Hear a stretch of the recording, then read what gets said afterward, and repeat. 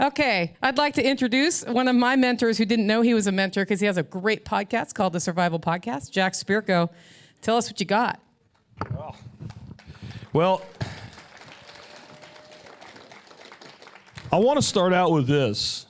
Who here, and I don't sell this service, who here would like a mentor for entrepreneurship? Stick your hand up, and don't be afraid. I'm not going to call on you. I'm not Nicole. Okay. Who here would like a mentor for anything? Okay. There's some liars. They won't put their hands up. They're afraid. I'm lying, and I'm not going to honor and not call on you. Most of you would. So I want you to know why Nicole gets mentorship. Because all of my advice is things like, buy the beans. And then she goes and does something. She doesn't always do what I say, but she does something. She takes advice and she acts. If I have to talk to you for an hour, I am not your mentor. I'm your confidant. I'm your best friend. But I am not going to help you succeed. Entrepreneurship and basically getting what you want, whether it's through entrepreneurship or some other means, is a radically simple process. You set an objective, you figure out the steps to get to it, and then you fucking do it. That's it. And one of the things, I speak at a lot of events, and I speak on entrepreneurship probably 10, 15% of the time. It's not my favorite topic, even though I love it, but it's because it is the topic that people make the most excuses about. But what about the government? Statist jiu-jitsu. That's my advice. I don't know what it means. Figure it out. It's not hard. Statist jiu-jitsu. Turn their power apparatus back on them. Find a way around it. During a little breakout session I did yesterday, I talked about how we sold raw milk in West Virginia on a farm, and they said there's no way to do it. It cannot be done. Not in West Virginia. No way. Call it pet food. They have a law against that in West Virginia. They now have freedom for raw milk in West Virginia thanks to a gentleman named Roy Ramey, who's running for ag commissioner there now. Awesome dude. 27 years in the military. Retired colonel. Great guy. But at the time we were doing it, there's no way to do it. I said, is there anything that says we can't sell it as a soil amendment? And tell people to keep it cold in their refrigerator? So that it's fresh when they put it on the soil? And we can even put on there it's a violation of federal and state law to use this product in a manner inconsistent with its labeling. And we literally set it in front of the inspector and said, do something. He left. That's what he did. See, this is the mindset for entrepreneurship. My story, I came to Texas in 1993 after I got out of the Army. And my first opinion of Texas, don't worry, it changed, was this place sucks. Because I took my shitty $400 car, and I drove down here, and I broke down on 635 at rush hour. I was pushing the car slightly uphill, across 3 lanes of traffic. Instead of helping me, people blew the horn. I'm like, what do you want me to do, break into a fucking Sprint? I'm pushing a car. It got better after that. I got a job making $5.90 an hour packing boxes in a warehouse. 3 years later, I was making 6 figures as a salesman in data communications, which 3 years before that, I didn't know anything about it. I ended up as a chief operations officer in a holding corporation about 15 years after that, working with a guy out of the UK named Neil Franklin. He's the only person in the world that ever won the Branson Award for entrepreneurship twice. I had made it. I was making lots of money, doing lots of things. One of the companies had 50 employees and 2,500 contractors. We could put a guy in the Philippines in 24 hours working on any legacy technology you were stuck with. I was fat, angry, and miserable. I got unhappy with what I was doing, so I decided I can do a podcast. So I did a podcast. Been doing that for 16 years now. People say you can't make money with a podcast. I'm not bragging. I'm just telling you the truth. You can make money doing anything you want. You just have to figure out how to monetize it. I make more money than most primary care physicians doing a podcast. It's not bragging. It's just reality so that you understand what I'm about to tell you works. And I don't generally talk this way. But I'm going to give you 4 things. I'm going to be your mentor like you said you wanted. If you don't want to be an entrepreneur, do something else with this information. Number 1, If you say you can't do something, I will never talk to you again, shut up and go away. You need to replace, and every time you hear yourself about to say it, and I don't care if it's going to be verbal where somebody else hears it or it's just in your head, you replace it with a simple question. How can I? That's it. I know you're looking for more. You don't get it. That's it. How can I? In between your ears, under your bone skull, is a 3-pound hunk of fat called your brain. It's the most powerful supercomputer known to man. And if you program it right, it will give you answers. If you program it with crap, it will give you crap. And I can't do this thing either means you're looking for an excuse or you don't really want it. I don't really want it is okay. But ask, how can I? And you might get answers you don't like. And they might be answers that require more sacrifice than you're willing to make.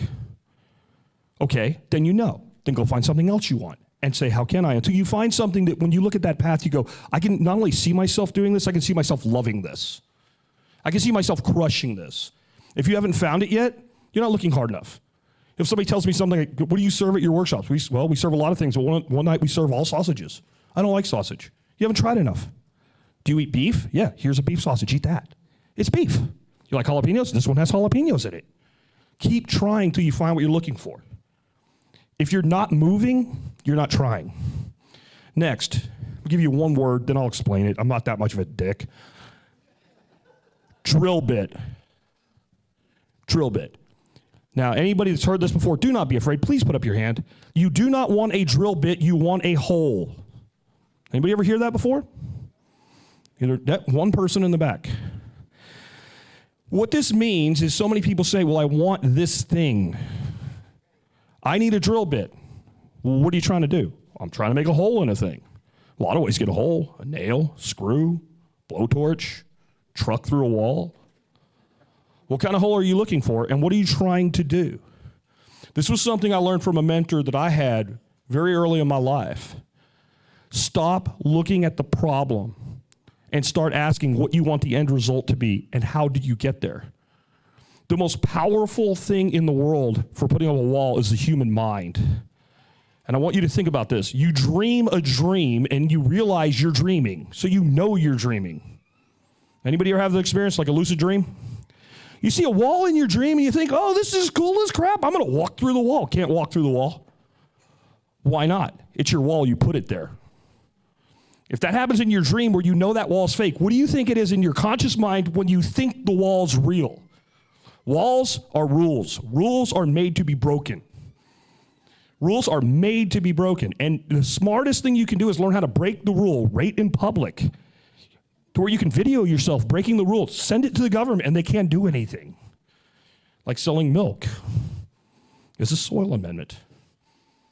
And dare them to do something about it. Because I find most of the time when people say the government's in the way of their business, no, it's not. You just haven't gotten creative enough yet. You don't want a drill bit, you want a hole. Next, when Nicole was speaking today, and she talked about putting yourself first, a quote came to my mind from a gentleman named Richard Bach. I got a little condor in me, right? Illusions, Confessions of a Reluctant Messiah is a book that if you have not read it, you need to go read it. It was written, I think, in 71. Bach was a pilot. Illusions, Confessions of a Reluctant Messiah. Can't get into it, I don't have time. But there is a book in the book called The Messiah's Handbook. And it's cool. You just open it up and think about a thing, and whatever it says is your answer. And one of the times that the main character opens the book and looks at it, it says that every person who has ever mattered in the world was a divinely selfish person. We have been taught that selfish is bad. Now, selfish, like you have food and I want it, so I steal it, that's bad. Putting yourself first so you can accomplish the thing that you know helps other people is never bad. There's also a song that I thought of when I heard that. I think it was Cat Stevens, and it's called Fathers and Sons. Anybody ever hear that song?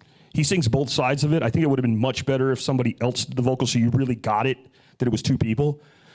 But when the son sings, he said, from the time that I could talk, I was ordered to listen. I want you to listen to your internal dialogue, to that 3-pound computer in your head. It has every answer for you, and no one else has any answers for you when it comes to something as complex as building your life or a business. It can't. I can't give you a formula. I can't give you a standardized formula to build a business. It doesn't exist. It hasn't been invented yet because each one of you is an individual with individual challenges. Listen to yourself, except when you tell yourself you can't. And then you know what to do, reprogram that shit. And then the last thing, Nicole mentioned this, the dash. I got that from a captain that I never served under in the military. I got to a new unit. 2 days after I got there, he was leaving and doing a changing of command ceremony where he spoke to his men after having run that company for, I think, 3 years. And it made me ache that I never got the pleasure of serving under that officer. And what he ended with is don't waste your dash. When you die, they'll bury you, they'll intern you, they'll cremate you, they'll do whatever you or your family wishes. Somewhere, someplace, engraved or in print, it will say your name, born, died. In the middle is a hyphen. Men, that hyphen is you. If you could see it shortening, you wouldn't be waiting to act. I think a gift would be if every human being was born with a giant container, and in that container was these little marbles, these little glowing marbles, and that was your life force, and you knew how many you got, and every day if you didn't put one in your pocket, you would just die by like noon. And when we're young, we're not supposed to think too hard. So you probably, unless you were really unfortunate with very small amount, not really think about it. But as we age, you would see that level starting to go down. And then maybe you would take entrepreneurship or life coaching or whatever it is from a person that gives you instructions with 3 words at a time and waits to see if you do it. And if you can't find such a person, I know where you can find them. Go to your bathroom, look in the mirror. There they are. That's all I got, guys.